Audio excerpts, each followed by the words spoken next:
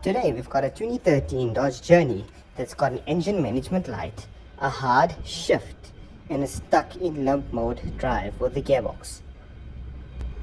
When diagnosing it, we discover a P1745 transmission line pressure fault.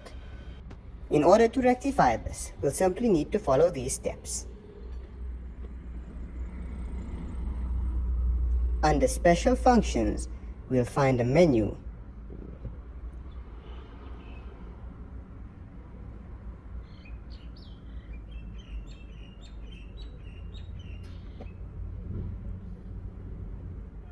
Clear Learned Variable Line Pressure Counters. We'll need to clear all of these counters.